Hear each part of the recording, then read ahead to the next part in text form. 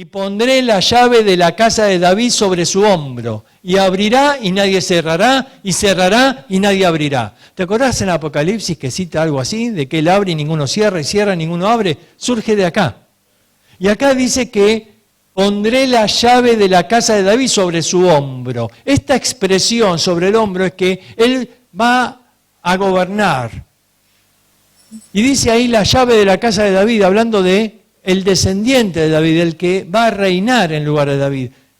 Se refiere entonces a que ese niño que nació, el hijo que es entregado, un día va a ser rey. Ahora, como muchas veces pasa en la profecía, en una parte del versículo habla de la primera venida y después de la segunda. Muchas veces el profeta no ve los tiempos, simplemente ve que un día el niño nació y que otro día ese niño va a gobernar, aunque por ahí en el medio pasan 2000 años. Pero el profeta no ve los tiempos, ve los eventos, y él ve acá un evento, ve al niño que nace, es el hijo que Dios entrega, y ve que un día va a gobernar, y entonces el principado sobre su hombro, y entonces dice, y se llamará su nombre admirable y consejero. En nuestra Biblia están separados. Muchos dicen que esto en realidad es un solo nombre, porque todos los nombres están compuestos. Después va a decir Dios fuerte, y después va a decir Padre eterno, y después va a decir Príncipe de paz. Así que puede ser que admirable consejero sea un solo nombre. Esto se debió haber visto la semana pasada, así que nosotros vamos al segundo. Y después el segundo nombre es Dios fuerte. Dios fuerte. Ahora, muchos quieren quitar el concepto de que el Mesías era Dios mismo. Entonces tratan de traducir este versículo de otra manera. Porque la palabra fuerte, ahora la vamos a analizar, pero esta es una palabra que habla de valiente, de poderoso. Y entonces te habla del Mesías, como alguna versión traduce así, el valiente guerrero. Pero esta palabra, Dios fuerte, en realidad es un nombre de Dios. Nosotros tenemos muchos nombres de Dios. Mirá, por ejemplo, hay nombres de Dios que se llaman compuestos. Es decir, por ejemplo, algunos son compuestos con la palabra Jehová. Entonces está Jehová Salom, Jehová Rafa, Jehová Sama. Son nombres de Dios compuestos con la palabra Jehová. Y hay nombres compuestos con la palabra El, que es una abreviatura de Elohim. Y entonces está El Shaddai, El Elión, El Ra. Y cada una de estas palabras tiene un significado. El Elión, El Shaddai, el suficiente, el eterno, el Dios que ve. Cada uno de estos nombres tiene un significado acerca de Dios. El nombre que se traduce Dios fuerte es El Gibor. El Gibor. Quizás no es uno de los nombres que más conocemos de Dios. El Gibor. Ahora, esta palabra Gibor, ¿no? Dijimos, puede traducirse como un guerrero, un valiente, alguien poderoso. Nuestra versión simplemente dice fuerte, Dios fuerte. Pero esa palabra fuerte no describe el concepto. Porque la misma palabra Elohim también significa de que es el Dios todopoderoso, el Dios fuerte. Esta palabra hace referencia a alguien que es poderoso en la batalla. Tiene relación a otro nombre de Dios, a Jehová de los ejércitos. Es el Dios que va a ganar la batalla, que es el dueño de los ejércitos. Aquí habla de ese Dios majestuoso en la batalla, el guerrero, el valiente, el Gibor. Esto hace referencia a que el Mesías que iba a venir iba a ser alguien que va a ganar una batalla. Y en este sentido se traduce después en Isaías capítulo 10, versículo 20. Dice, el remanente volverá. El remanente de Jacob volverá al Dios fuerte. Y ahí está la misma expresión. El remanente de Jacob volverá al el Gibor. Otra vez. ¿Ves que no Algunos intentan decir que el Mesías no es Dios y entonces ponen el valiente guerrero, pero no, está hablando acá del Dios fuerte, como lo traduce después también en Isaías 10:21. Y otras veces aparece este nombre de Dios. Por ejemplo, aparece en Deuteronomio 10:17. Porque Jehová vuestro Dios es Dios de dioses y Señor de señores. Dios grande, poderoso. Ahí está Gibor, temible. También aparece en el Salmo 24. ¿Quién es este Rey de gloria? Jehová, el fuerte y valiente. Jehová el poderoso en batalla. ¿Ves esta figura de Dios como poderoso en batalla? Ahora, aquí lo llama Jehová, pero está hablando del rey. Y el que va a reinar es Dios el Hijo. Dios el Hijo es el que va a reinar y va a estar en el trono. Él es el Rey de gloria y Él es el Jehová fuerte, el Gibor. También aparece, fíjate, en Apocalipsis 19, como ese que va a venir a reinar. Y ahí en el versículo 11 al 15 está justamente la figura que describía el Salmo 24. Ahora, por una cuestión de tiempo, solo puso un versículo. Pero si vos lees el Salmo 24, y también vamos a ver ahora en un momento el Salmo 45, de los versículos 3 al 6, si querés anotarlos, porque ahí describe ese Mesías que viene a reinar, y habla de que va a cabalgar, y habla que trae la espada, y habla que va a dominar sobre los enemigos. Y eso es lo que se ve en Apocalipsis 19. Cuando Cristo venga, dice, en ese caballo blanco, venga con esa actitud de vencedor, y con la espada que sale de la boca va a poner fin ahí a los enemigos. Bueno, esa es la descripción. Jehová, el fuerte, dice, en la batalla, el vencedor. Fíjense, ahí está el Salmo 45. Ciñe tu espada sobre el muslo, oh valiente, con tu gloria y con tu majestad. Ahora, sigue el versículo 4 y el 5 y el 6 describiendo a ese valiente. Ahí cuando aparece la palabra oh valiente, en hebreo es oh Gibor. Ciñe tu palabra sobre el muslo, oh Gibor. Ese Dios fuerte en la batalla, con tu gloria y tu majestad. Y uno se pregunta, ¿de quién está hablando? Llega el versículo 6 y dice, tu trono, Dios, es eterno y para siempre. Cetro de justicia es el cetro de tu reino. Y en Hebreos capítulo 1, versículo 8, aclara que está hablando del Hijo. Y en Hebreos 1:8 dice así, mas del Hijo dice, tu trono, oh Dios, es eterno y para siempre. ¿Te das cuenta? Esta es una declaración de que el Señor Jesucristo es Dios. Está hablando del Hijo. Y dice, tu trono, oh Dios. Es ese trono en el cual Él se va a sentar. Y el cetro de justicia, el cetro del gobernante. Está hablando entonces de Cristo como ese Dios hecho hombre, que un día va a venir y va a dominar sobre sus enemigos. Claro, un día iba a venir antes. Y en el Salmo 110 dice que el Señor dijo a mi Señor, siéntate a mi diestra hasta que ponga a tus enemigos por estrado de tus pies. Y iba a haber un tiempo donde Él no iba a dominar sobre los enemigos, donde iba a tener que esperar. Y hoy está Jesús a la diestra de Dios, intercediendo por nosotros, esperando el día en que Dios coloque a los enemigos por estrado de sus pies. Y llega entonces el Salmo 110, recién al versículo 5 y 6, a decir que Él va a vencer y va a levantar la cabeza sobre los enemigos. Ahora, nosotros tenemos en la profecía que Cristo, el Mesías, debía hacer tres cosas cuando venía. Debía, en primer lugar, vencer a los enemigos. En segundo lugar, Él debía liberarlos de la esclavitud. Y en tercer lugar, Él debía darles un reino. En las profecías se presenta al Mesías como el Gibor, es decir, el Dios poderoso, el Dios guerrero, el Dios valiente que va a dominar sobre los enemigos, a liberarlos de la esclavitud y a darles el reino prometido. El problema es que Dios ve mucho más allá de lo que veía el pueblo de Israel. El pueblo de Israel veía a los enemigos, ¿y a quién veía?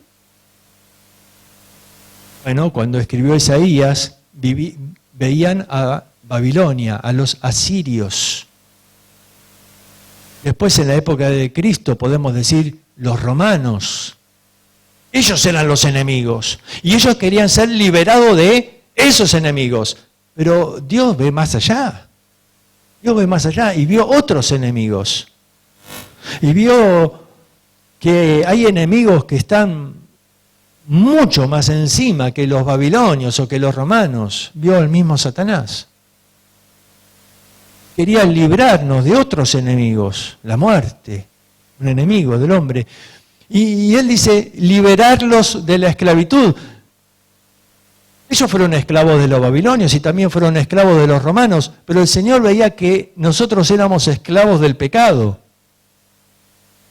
Y ellos querían un reino, pero el Señor quería darnos otro reino, no solamente un reino para el pueblo judío, un reino para nosotros.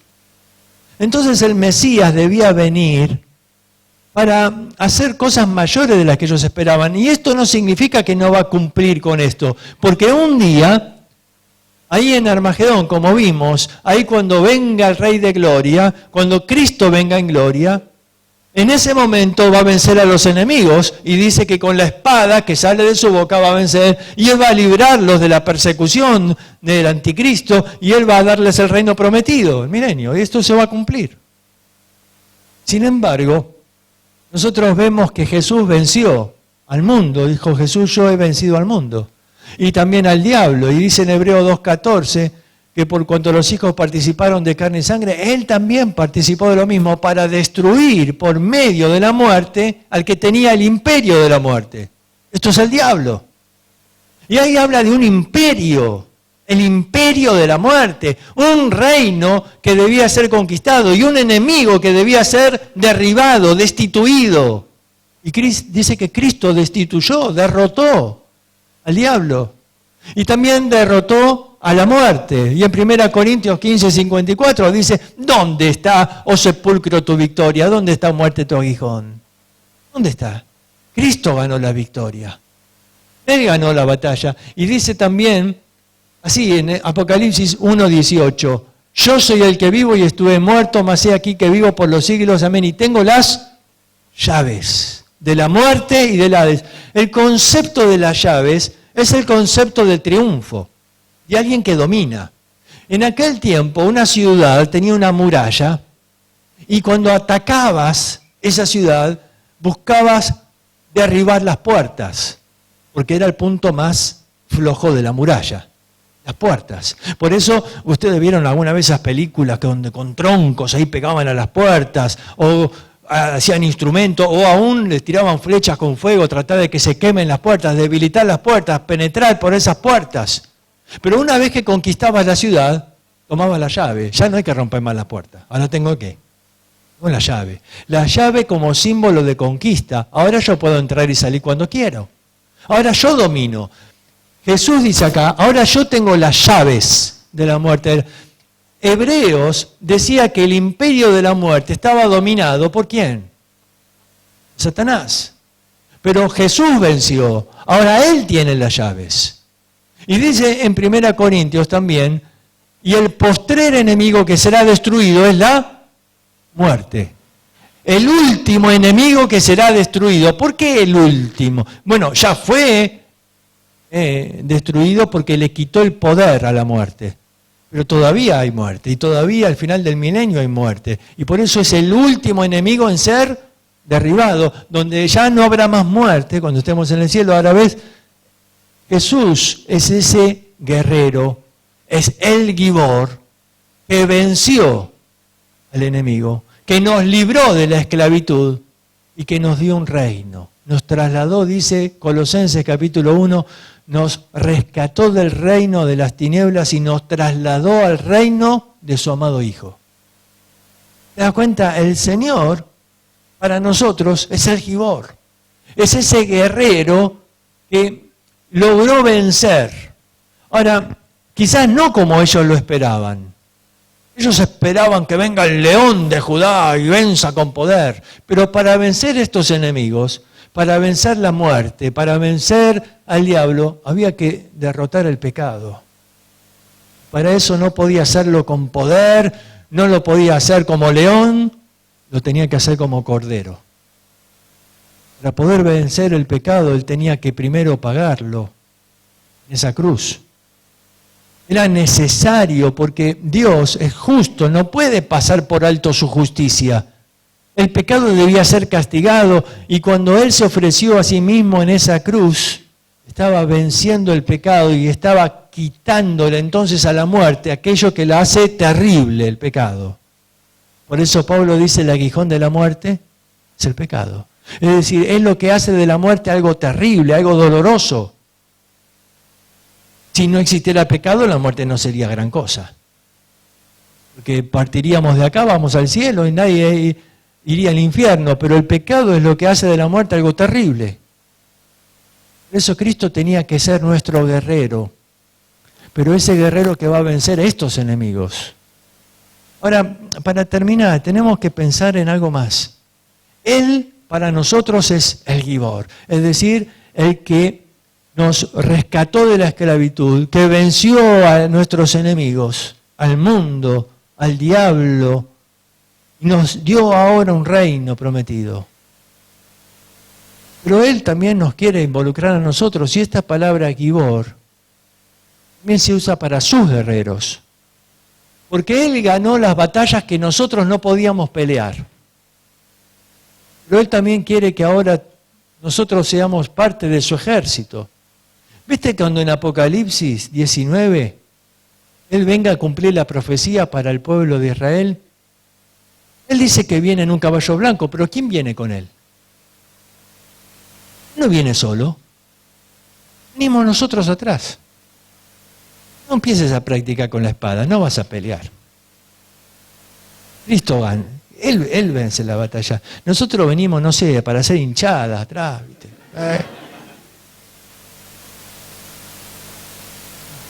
Somos la barra brava, bueno. Pero ahí venimos atrás. No sé qué venimos, pero venimos atrás. Y va a ser lindo, porque vamos a estar del lado de la victoria. En ese momento, nosotros no vamos a pelear. Pero ahora es nuestro tiempo de pelea. Y fíjate porque esta palabra Gibor también se utiliza para hombres y mujeres que Dios quiere utilizar hoy. Y fíjate cómo se traduce acá en estos versículos. Proclamad esto entre las naciones, proclamad guerra, despertad a los valientes. La palabra valientes ahí es Gibor. Pueden ser valientes, pero están dormidos. Hay que despertarlos. Acérquense, vengan todos los hombres de guerra, forjad espada de vuestros asadones, diga el débil, fuerte soy, fuerte, yo también soy un Gibor. Juntaos y venid naciones todas de alrededor y congregaos, haz venir allí, oh Jehová, a tus fuertes. A tus fuertes. Y fíjate acá en Isaías, yo mandé a mis consagrados, asimismo llamé a mis valientes. Ahí está otra vez la palabra Gibor. Para mi ira, los que se alegran con mi gloria. Este versículo me encanta. Me habla de que Dios tiene un ejército propio, a los que Él llama sus valientes. ¿Quiénes son? Aquellos que se han consagrado a Él. Aquellos que se alegran con su gloria.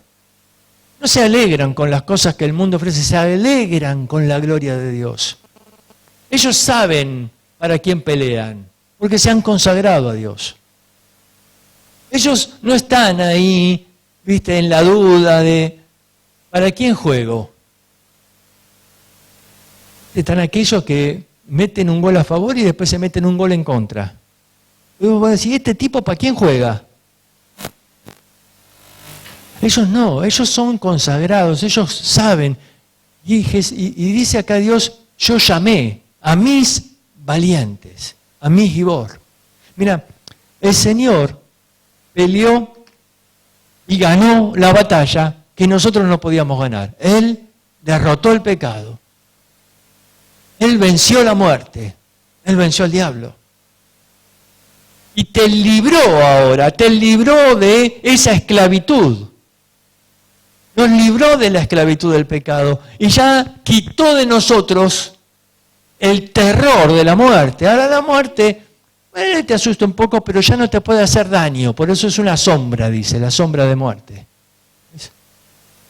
La sombra asusta a un niño, pero la sombra no le puede hacer daño. Es una sombra. El Señor ganó la batalla por nosotros, pero ahora Él dice, pero yo quiero llamar a mis valientes. ¿Por qué? Porque hay todavía una batalla que ganar.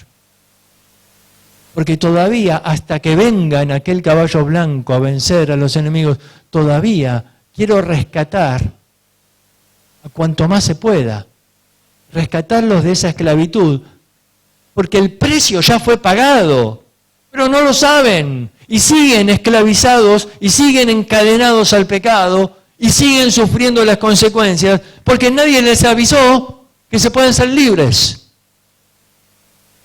Y entonces Él dice, yo mando a mis soldados, a mis valientes, con una misión, no para que pelees, no tenés que pelear contra el diablo ni tenés que pelear contra la muerte. Ya fue vencida la muerte. Lo que tenés que hacer como soldado de Cristo, como valiente, como consagrado, es ir con un mensaje. Es ir para rescatar a aquellos que todavía están en la esclavitud. Ir y liberarlos del pecado. Y entonces dice Dios, yo tengo mis propios valientes. Cristo es el Gibor, el gran guerrero, el gran valiente. Pero es como David, ¿viste? David fue el que derrotó a Goliat, ¿no? Él fue el gran campeón en esa batalla. Pero después vos lees 2 Samuel capítulo 23, y ahí están los valientes de David. Ahora vos fíjate, David fue el valiente de Dios. Pero después vos ves que David tenía sus propios valientes. Y ves que ellos también fueron valientes y que ganaron sus batallas. Bueno, Cristo, como David, es el Gibor. Pero Él también tiene sus valientes. Valientes que a veces están medio dormidos. Por eso el versículo anterior decía, despertad a los valientes. Porque es muy valiente el tipo, pero está ahí, dormido. Y dormido no le podés ganar a nadie. Y quizás el Señor quiera despertarte y decir, tenés que entrar en acción. Porque Cristo ganó las batallas que nosotros jamás podíamos pelear, pero yo tengo que pelear también algunas por Él. Él también quiere usarme. Ahora yo quiero ser parte de los valientes. Me encanta cuando está la historia de los valientes de David. Porque ves las proezas, ves las cosas que hacen, pero hay 3 valientes, dice. 3 Gibor, que sobresalieron sobre todos los demás. ¿Y qué hicieron estos 3? Estos 3 hicieron algo que ningún otro hizo. Estos 3 escucharon un día que el rey tenía sed, que el rey estaba gimiendo. No fue un grito, no fue una orden, no fue tráiganme agua, los reviento. No. Fue ¿quién me diera agua del pozo de Belén? Es esa expresión de alguien que tiene un anhelo profundo. Pero el pozo de Belén estaba rodeado de los filisteos. Y estos 3 valientes se miraron uno al otro y dijeron, el rey tiene sed. Quiere agua del pozo de Belén. Y uno le dijo, ni lo pienses. ¿Viste la cantidad de filisteos que hay ahí? Y el otro dijo, sí, pero ¿y quién le va a traer agua al rey?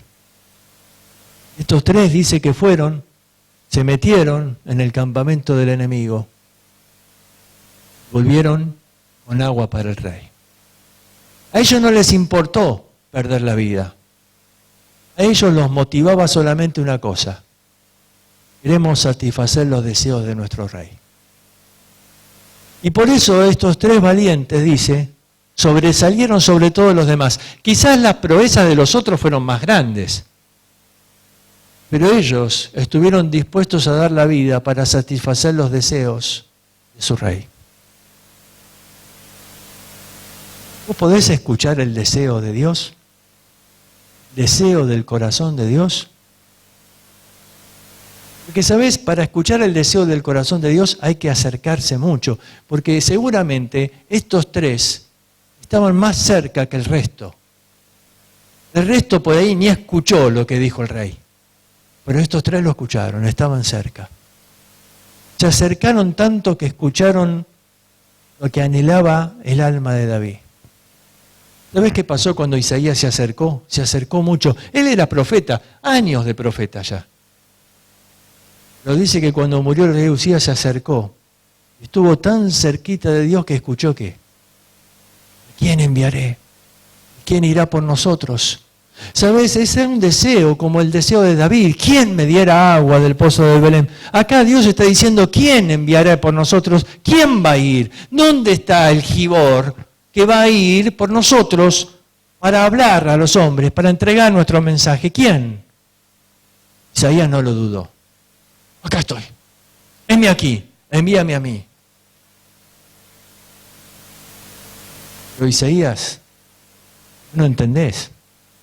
A donde yo te quiero enviar, no te van a tratar bien. Es más, la historia dice que Isaías murió. Algunos dicen que murió aserrado adentro de un tronco. Murió. ¿Por qué?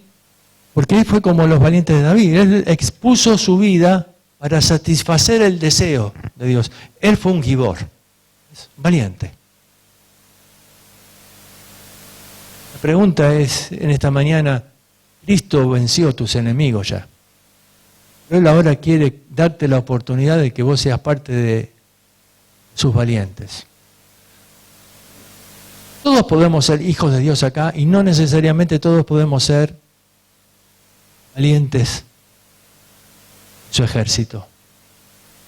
Hay muchos hijos que están muy cómodos en la casa. Estamos bien acá. Hay que salir. ¿Por qué arriesgar la vida? A satisfacer el deseo del corazón de Dios. Que en la casa vamos a disfrutar por la eternidad.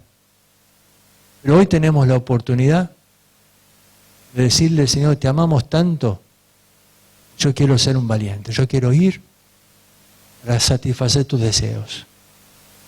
Y sabes, el deseo del corazón de Dios me dice que Él ama, y dice en 2 Pedro 3, ¿no? Versículo 9, que Él está retardando su venida porque anhela que otros más procedan al arrepentimiento. Está esperando y está guardando porque otros más se salven, para que esa sangre derramada por Cristo en la cruz pueda limpiar a uno más de su pecado, pueda salvar a uno más de la esclavitud, pueda librar a uno más de las garras del mismo diablo. Y para eso Él quiere usar a sus valientes. Él es el gran valiente, el que ganó las batallas que no podemos ganar. Pero también nos da la oportunidad de que nosotros seamos valientes hoy. Que seamos parte del ejército de Dios. ¿Estás dispuesto a ser parte de uno de esos valientes? Triste que algunos se hayan comprometido alguna vez diciendo, sí, Señor, yo quiero ser tu consagrado. Sí, yo quiero ser parte, quiero ser un valiente. Pero después pasa el tiempo y uno se duerme. Y después surgen otras cosas. Dice, bueno, pero mejor me dedico a esto otro. Nunca pierdas el propósito de tu vida. Si Dios te llamó, nunca te olvides que lo que hagas, no importa lo que hagas. No importa dónde lo hagas. Hagas lo que hagas, estés donde estés. Nunca te olvides, sos parte del ejército de Dios. ¿Y estamos para qué?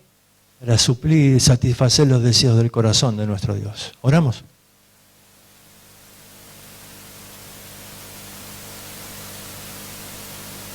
Oh, Señor, queremos a través de estos cultos conocerte más. Hoy conocimos a El Gibor, Y qué glorioso pensar en ese guerrero que logró vencer a nuestros peores enemigos, que venció y derrotó al diablo en aquella cruz, que nos libró de la esclavitud y nos hizo ahora parte del reino. Señor, gracias, porque ya la muerte no tiene autoridad sobre nosotros, porque ahora estamos con la esperanza gloriosa de una vida eterna. Pero te rogamos, Señor, que podamos también nosotros, así como tú peleaste por nosotros, nosotros pelear esas batallas que tenemos por delante como valientes, para poder, Señor, ser fieles al llamado, llevando el mensaje del Evangelio, siendo testigos de Cristo y anunciando al mundo que Cristo es el vencedor. Pedimos esto en nombre de Cristo Jesús. Amén. Muy bien, pueden estar libres.